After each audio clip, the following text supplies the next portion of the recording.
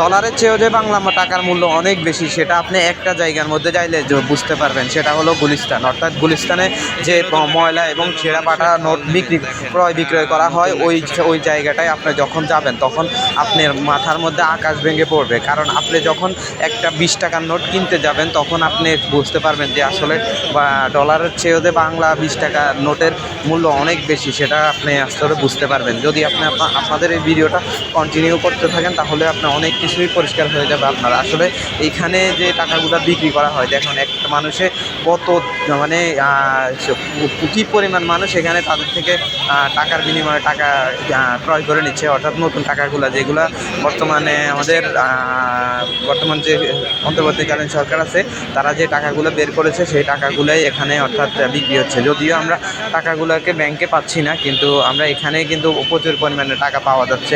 1000 টাকার, 500 টাকার, তারপর 50 টাকার, 20 টাকার নোটগুলো এখানে পাওয়া যাচ্ছে। কিন্তু দেখা যায় এখন পর্যন্ত কোনো ব্যাংক কিংবা কোনো প্রতিষ্ঠানে যে যদিও বলা হচ্ছে 10টি ব্যাংকের মধ্যে দেওয়া হচ্ছে সরকারি 5টি, কিন্তু এখানে তারপরে মানুষ কিন্তু পাচ্ছে না। এই যে আপনারা দেখেন এখানে কি পরিমাণ টাকা আছে, নতুন টাকা যে মানুষের বিক্রি করতেছে, অর্থাৎ বাংলা যেগুলো আমাদের আগের যে নতুন টাকাগুলো ওইগুলো হচ্ছে তাদের 1000 টাকাতে তাদেরকে দিতে হয় 1300 টাকা, ঠিক আছে। এটা হচ্ছে আবার 2000 টাকার একটা বান্ডিলে, যেগুলো আগের আমাদের নতুন পুরানো টাকা ওগুলোতে 2001 টাকার একটা বান্ডিলে দিতে হয় তাদেরকে আরও 250 টাকা। হ্যাঁ, 10 টাকার বান্ডিলে দিতে হয় 300 টাকা। আর এখন বর্তমান সরকার যে নতুন নোটগুলো বের করেছে সেগুলোর মধ্যে 20 টাকার যে নতুন একবারে আপডেট যে নোটটা 20 টাকার, ওই আপডেট নোটটার দাম দিতে হয় 1 টাকা। একটা 20 টাকার নোট কিনতে হয় 60 টাকা দিয়ে, অর্থাৎ প্রতি 20 টাকাতে তারা 40 টাকা করে লাভ করতেছে। চিন্তা করেন তাহলে। আপনাকে আমি যে বললাম যে ডলারের চেয়েও মার্কিন ডলারের চেয়েও বাংলাদেশি টাকার মূল্য অনেক বেশি, তাহলে এবার বুঝেন 20 টাকা দিয়ে 20 টাকার মূল্য, অর্থাৎ প্রায় 4 টাকা করে বেশি প্রতি 2 টাকা, প্রতি 1 টাকাতে 2 টাকা করে বেশি আসলে। তারপর হচ্ছে আপনার যে 50 টাকার যে বান্ডিলগুলো আছে, অর্থাৎ 50, তাহলে আপনি চিন্তা করেন একটা 20 টাকার এক বান্ডিলে হচ্ছে 2000 টাকা। আর 2000 টাকার বান্ডিলে যদি প্রতি পিস যদি হয় 60 টাকা, তাহলে 2000 বান্ডিলে আসতেছে আপনার 6000 টাকা।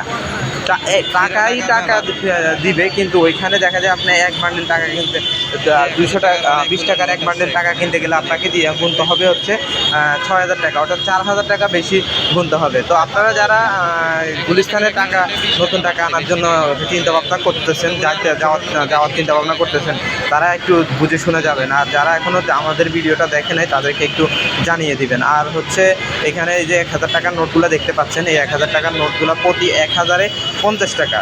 যদি প্রতি 1000-এ 50 টাকা হয় তাহলে আপনার ইয়েতে কত হয়, প্রতি 10,000 বা 1 লাখে কত টাকা হয়। এবার আপনার একটা জিনিস চিন্তা করে দেখেন, যদিও কেউ 1000 টাকার নোট 1 লাখ টাকা নেবে না, সবাই একটা দুইটা করে নিচ্ছে, সাথে আরও 1050 টাকা দিয়ে 1000 টাকা কিনে নিচ্ছে।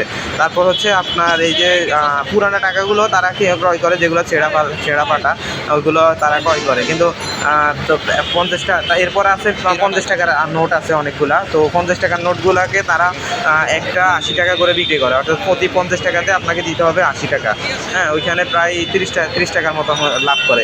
যত ছোট নোট হয় তত দাম বেশি, আর বড় নোটগুলো হলে তখন একটু দাম কমে যায়। আসলে আমাদের দেশের যে কোনো জিনিসে প্রথম বের হলে সেটা নিয়ে সিন্ডিকেট হয়, সেটা হোক শাকসবজি হোক, ফলমূল হোক, যে কোনো নতুন জিনিস আসলে আমাদের দেশে সিন্ডিকেট।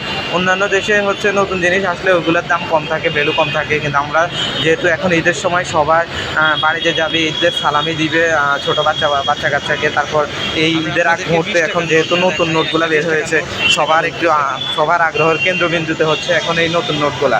এই জন্য এখন তারাও সুযোগ পাইছে। তারা যেখানে আগে এক বান্ডিল 20 টাকার নোটে তারা নিত 300 টাকা, কিন্তু এখন তারা এক বান্ডিল 20 টাকার নোটে নতুন যেটা আপডেট ওই নোটে তারা নিচ্ছে হচ্ছে 4000 টাকা বাড়তি, অর্থাৎ 2000 টাকার একটা বান্ডিলে তাদেরকে দিতে হবে 6000 টাকা।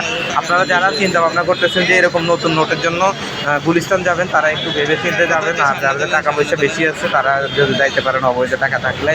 আর যারা কষ্ট করে টাকা পয়সা ইনকাম করেন তারা শখ করে যদি নিতে চান তাহলে হয়তো 20 টাকাকে 60 টাকা দিয়ে কিনে নিতে পারবেন। আর 50 টাকাকে 80 টাকা দিয়ে আর 1000 টাকার একটা নোটকে 1050 টাকা দিয়ে।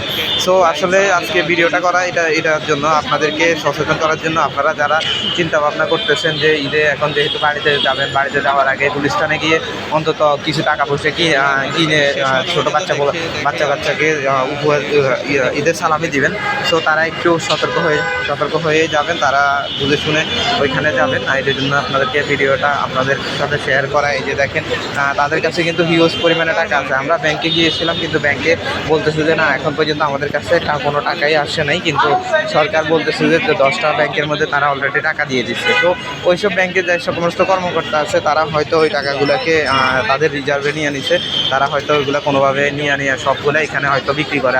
আর এরা যেহেতু একটা 60 টাকা করে বিক্রি করে, এরা হয়তো 20-30 টাকা হয়তো বা 20-30 টাকার বেশি লাভ করে না। অবশ্যই তারা আরও 30 টাকা বাড়তে দিয়ে ইয়েগুলো কিনছে।